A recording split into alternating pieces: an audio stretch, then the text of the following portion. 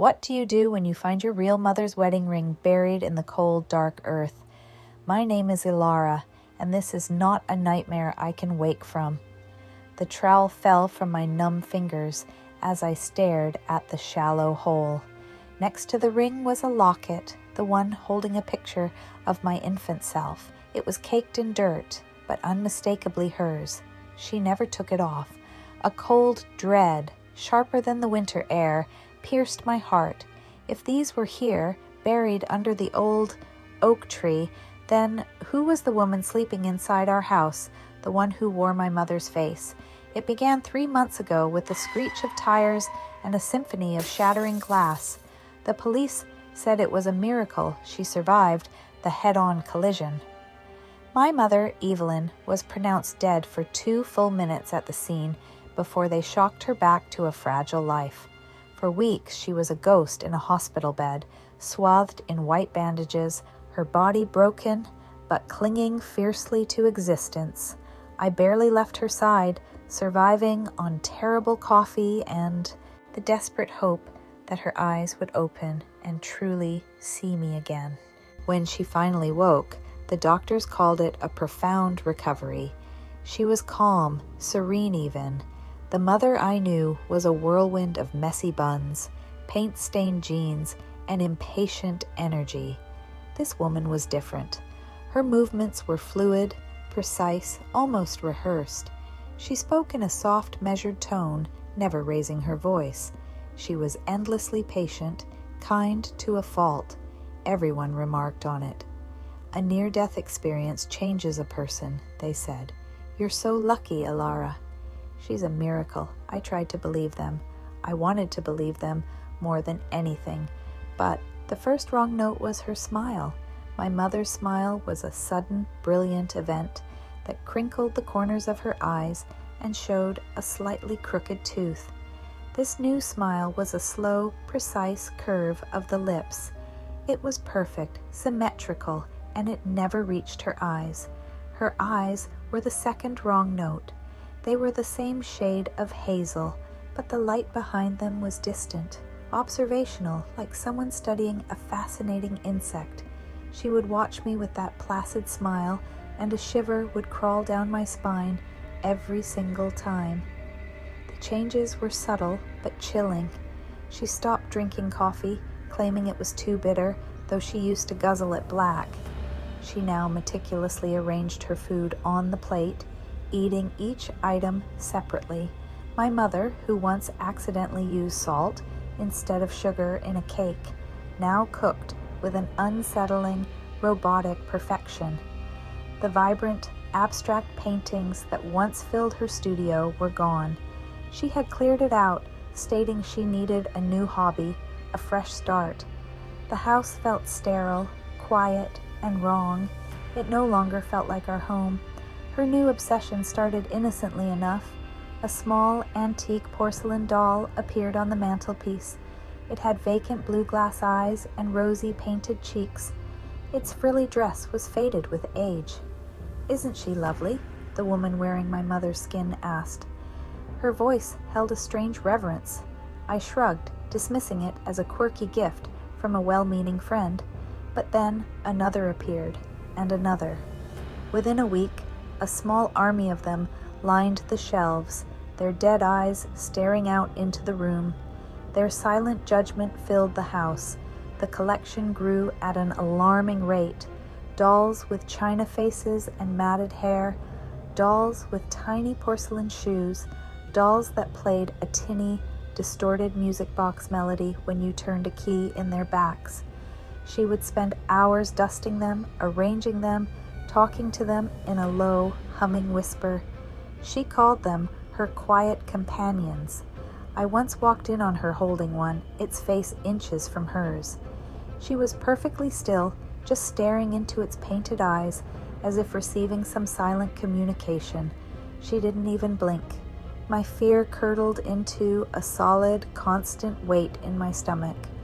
I started avoiding her, taking long walks to escape the oppressive silence of the doll-filled house. I found myself drawn to the old oak tree in the backyard, a place where we had buried a time capsule when I was 10. Driven by a need to connect with the real her, I fetched a small trowel from the shed. I needed to touch something she had touched, to feel a connection to the woman I missed so desperately. It was a physical ache. I dug where I remembered the metal box being buried. My trowel hit something hard, but it wasn't metal. It was something softer. I scraped away the dark soil, my heart hammering against my ribs. There was no box. Instead, my blade uncovered a familiar piece of fabric, her favorite floral scarf. My blood ran cold. I dug faster, my hands now clawing at the dirt like a frantic animal, and then I saw it, the glint of gold, her wedding ring, and next to it, the locket. The proof was in the earth. The back door creaked open. A sliver of yellow light cut across the dark lawn. "Elara, sweetheart, what are you doing out here in the dark?" The voice was my mother's, sweet and concerned, but it was a recording, a flawless imitation. I froze, my dirty hands hovering over the damning evidence. I quickly shoved the ring and locket into my pocket, covering the hole with loose dirt. I turned, forcing a smile I didn't feel. She stood there, backlit by the house, holding one of her porcelain dolls. Its glass eyes seemed to glow. "Just getting some air," I stammered, my voice shaking. Her perfect smile didn't falter. She took a step closer, her movements silent and smooth. The doll in her arms was one of the oldest, with a cracked face and a sinister, knowing smirk. "You'll catch a cold," she said, her head tilting to the exact same angle as the doll's. "Come inside. I've made hot chocolate." It was a command, not an invitation. I followed her inside, the weight of the jewelry in my pocket feeling like a leaden secret. That night, I locked my bedroom door for the first time in my life. I placed the ring and locket on my nightstand, staring at them as if they could tell me their story. Who buried them and why? The accident. Could it have not been an accident at all? The thought was a vortex of terror. What if the thing in the other room had been planning this? What if it had been waiting for its opportunity? Sleep was impossible. Every creak of the house was a footstep. Every whisper of wind was its voice, calling to its dolls. The next morning, she was in the kitchen, humming. The dolls on the windowsill seemed to watch my every move as I poured cereal. "Did you sleep well, dear?" she asked, her back to me. I could only nod, my throat tight. She turned, and her gaze immediately dropped to my pajama pants pocket. I had put the locket there for safekeeping, but a slight bulge was visible. Her smile tightened almost imperceptibly. "You know," she said, picking up a doll to wipe its face with a cloth, "this house holds so many secrets. It's best to let old things lie." It was a threat, veiled in sweetness, but a threat nonetheless. I spent the day in a haze of fear, jumping at every sound. I had to know more. I waited until she was engrossed in polishing her collection in the living room, her back to the hallway. I slipped into her bedroom, my heart pounding a frantic rhythm against my ribs. The room was immaculate, devoid of personality. It smelled of lavender and dusting powder, nothing like my mother's familiar scent of turpentine and vanilla. I rifled through her dresser drawers, my movements frantic and silent. They were filled with neatly folded clothes, all new, all with the tags removed. Nothing of my mother's remained. In the bottom drawer, underneath a stack of sweaters, my fingers brushed against cold, smooth porcelain. I pushed the sweaters aside. It was a doll I had never seen before, larger than the others. Its face was more detailed, more lifelike, and horrifyingly familiar. It wasn't a generic doll. It was a perfect miniature replica of my mother's face before the accident, frozen in a silent scream. I recoiled, slamming the drawer shut with a thud that sounded like a gunshot in the silent room. I held my breath, waiting. The humming in the living room had stopped. I heard the careful placement of a doll on a shelf. Then soft, deliberate footsteps approaching down the hall. I was trapped. There was no way out except the door she was walking toward. My eyes darted around the room, looking for a weapon, a hiding place, anything. The footsteps stopped right outside the door. The doorknob began to turn, slowly, silently. I dropped to the floor and rolled under the bed just as the door swung open. I held my breath, pressing myself against the dusty floorboards. I could only see her feet, clad in soft-soled slippers, as she walked into the room. They paused in the center of the rug. She was standing right over me. I watched, terrified, as the feet turned and walked toward the dresser. The bottom drawer screeched as it was pulled open. A long, silent moment passed. Then a soft, chilling laugh echoed through the room. It was a sound of pure, unadulterated amusement. "I know you're in here, little mouse," the voice cooed. It was still my mother's voice, but the sweetness was gone, replaced by a predatory silkiness. "You shouldn't touch things that don't belong to you." The slippers moved toward the bed. I squeezed my eyes shut, praying to become invisible. The edge of the bedspiff dipped as she sat on the mattress right above me. I could feel her weight, her presence. The dust under the bed filled my nostrils, and I fought the desperate urge to sneeze. This was how I would die. Suddenly the phone in the kitchen rang, shrill and urgent. She sighed, a sound of mild irritation, and stood up. The slippers padded out of the room and the door clicked shut. I didn't move for a full minute, trembling with adrenaline. When I finally crawled out, my body was stiff with fear. I had to get out of this house. I had to go to the police. But what would I say? That my mother was too nice and liked dolls? They would laugh at me. I needed more proof. I needed to know what she was. My only lead was the doll with my mother's face. I had to get it. Waiting until I heard her voice, chatting pleasantly on the phone, I crept back to the dresser. I yanked the bottom drawer open, grabbed the horrifying doll, and shoved it under my shirt. Its cold porcelain pressed against my skin. I fled the room, dashed out the back door, and ran to my car, fumbling with the keys. I peeled out of the driveway, not daring to look in the rearview mirror. I drove to the only place I felt safe anymore, the public library. In a quiet corner, I placed the doll on the table. Under the bright fluorescent lights, it was even more disturbing. The craftsmanship was exquisite. The pores on the skin, the individual eyelashes, the faint freckles across the nose. It was a perfect portrait. I turned it over, looking for a maker's mark, anything. There, on the back of its neck, was a tiny, intricate symbol burned into the porcelain, a crescent moon cradling a single staring eye. It was unlike any artist's signature I had ever seen.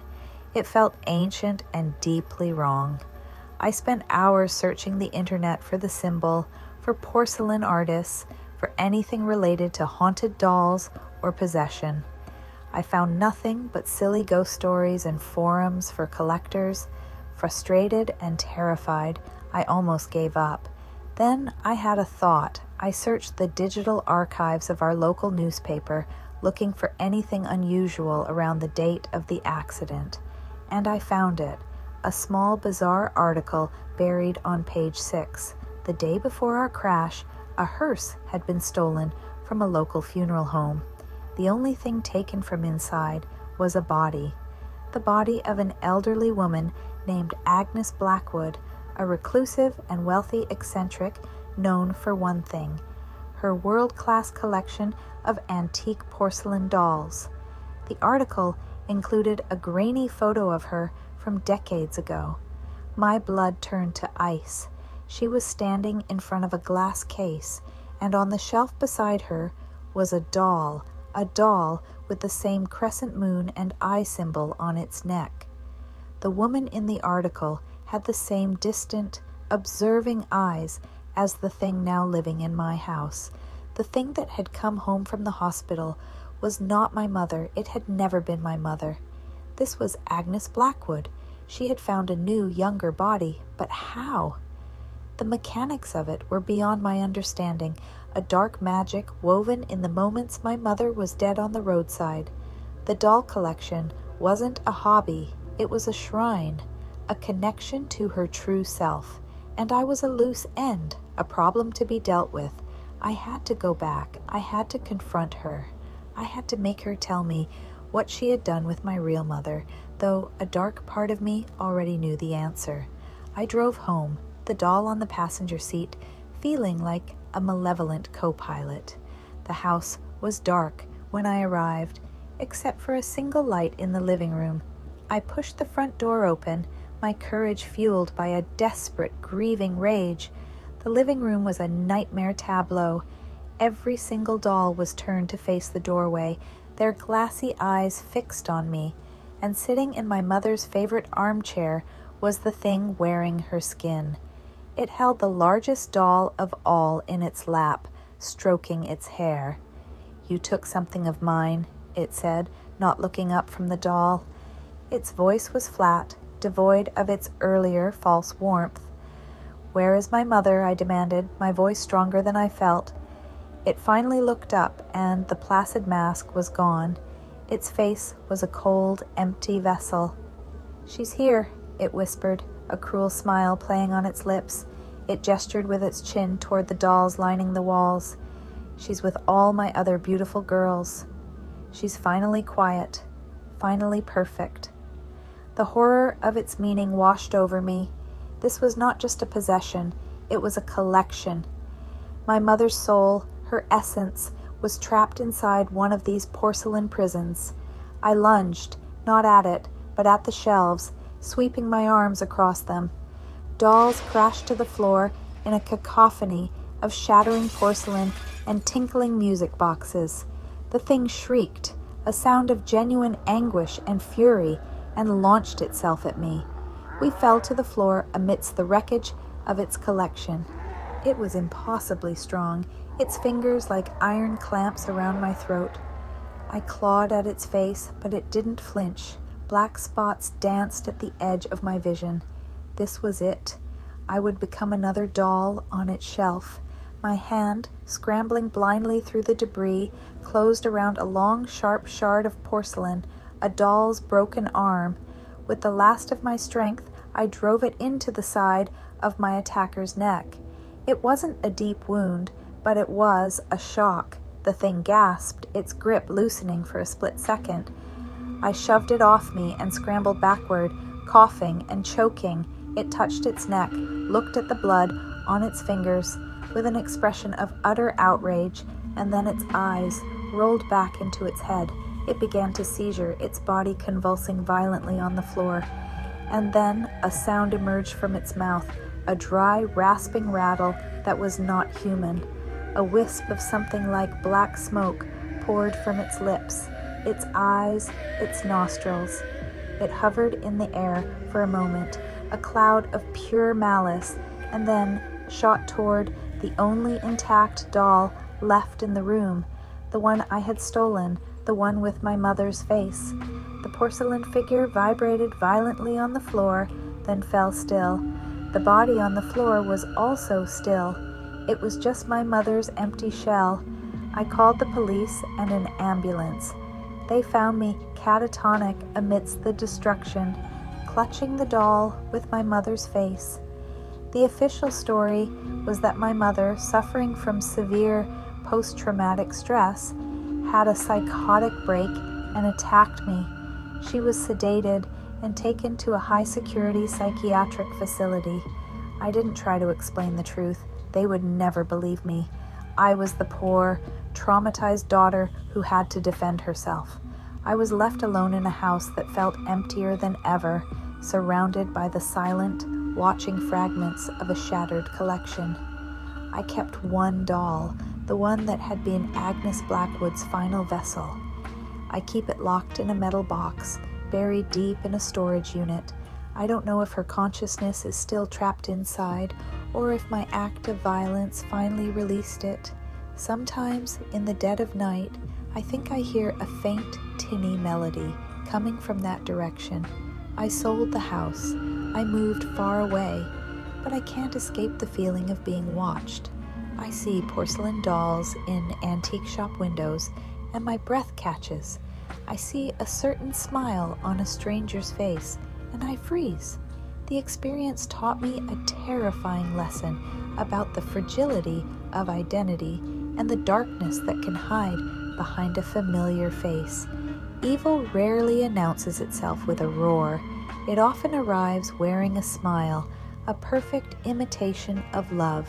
It taught me to trust my instincts, that gut-deep feeling when something is profoundly wrong, even if everyone else insists it's right. And most of all, it taught me that some mysteries have no clean answers, some wounds never fully heal, and some losses leave a void that can never be filled, only endured. Moral of the story: the most dangerous monsters are the ones that wear the skin of those we love. True evil often hides in plain sight, disguised as perfection, preying on our deepest desires for comfort and normalcy. Always trust your intuition. If something feels wrong, it probably is. The story also reminds us that grief and trauma can make us vulnerable to darkness, and that healing requires acknowledging the truth, no matter how horrifying, before we can begin to rebuild. Lesson: appearances can be deceiving. The pursuit of perfection is often a mask for something deeply broken and malevolent.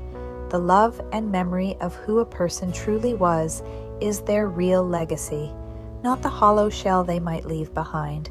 Cherish the imperfect, real moments with those you love, for their genuine spirit is their most priceless possession. If you were captivated by this tale of hidden identities and chilling secrets, please show your support by liking this video and subscribing to Story Palace. Your click helps us continue bringing you these deeply suspenseful narratives. Hit the bell icon to stay notified whenever we explore another dark and addictive story. Thank you for listening.